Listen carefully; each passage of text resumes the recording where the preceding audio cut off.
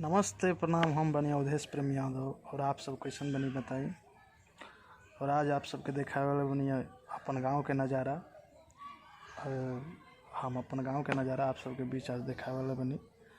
आप सब हमारा गांव के आज नज़ारा देखी और गांव में बने अभी। और गांव में रहे कि कुछ अलग ही मज़ा बाटे, प्राकृतिक के हवा। और गांव में रहे कि एक अलग ही मज़ा बा, जो मज़ा शहर में नहीं के। आप सबके आज बताया जाता नहीं अपना गांव के नज़ारा।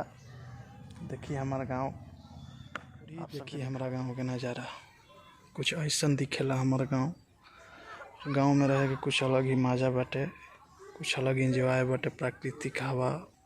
यार गांव में रहे कि कुछ अलग ही मज़ा बा। गांव के मज़ा शहर में नहीं खे। और आप सब देख सकते नहीं ये जौन रोड जाला, ये अंदर गांव तक जाला।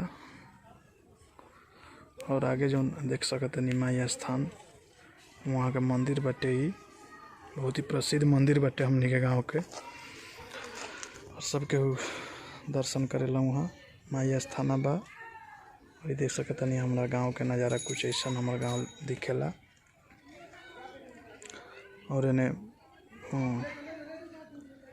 बारिश के मौसम में कुछ पानी भी लागल बाटे, जौन की पानी अभी पूरी तरह से सूखल नहीं है, देख सकते हैं। और ये रोड जौन एकदम अंदर जाला गांव के तरफ, बीच गांव में पूरा आप सब देख सकते हैं गांव के नज़ारा। और टावर भी आप सब देख सकते नहीं, दो टावर आप सभी देख सकते नहीं, जौन कि आप सबके वीडियो में दिखाई दे रहा बा। और यह गांव और कुछ बांस भी बाटे गांव में। और इन्हें फुलवारी बाटे, आम के बगीचा बा, जौन कि आप सबके दिखाओ तनी दूर जूमिंग करके सब देख सकते नहीं आप सब। और इन्हें बांस उस बाटे।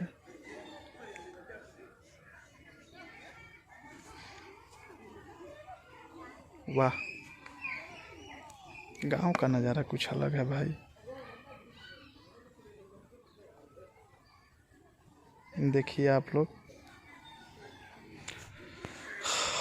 और देखिए ये कुछ खेतों में पानी लग चुके हैं, जो कि बारिश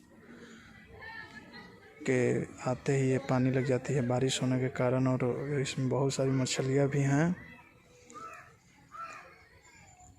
देखिए अभी कुछ बच्चे लोग वहाँ पे मछली भी पकड़ रहे हैं, आप सब देख सकते हैं।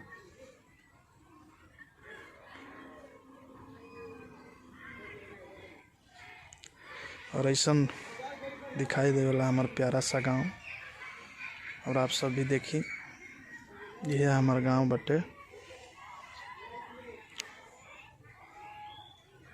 और इन्हें फुलवारी बटे। और इस का है, हाँ शीशो का पेड़ है, देख सकते नहीं आप सब। पूरा गांव के नज़ारा बाटे कुछ ऐसा दिखेला हमारा गांव। और गांव में रहे के कुछ अलग ही मज़ा बाटे भाई। गांव के मज़ा ही कुछ अलग बाटे, गांव में रहे के। और जितना गांव में रह के सुकून मिलला, शहर में उतना ना मिले। काहे कि गांव के मिट्टी के खुशबू और गांव के अलग ही मज़ा बाटे। आप सब देखनी आज हमारा गांव के नज़ारा। और देख सकते नहीं पीछे पूरा गांव दिखाई दे रहा बाटे, आप सबके देख सकते नहीं।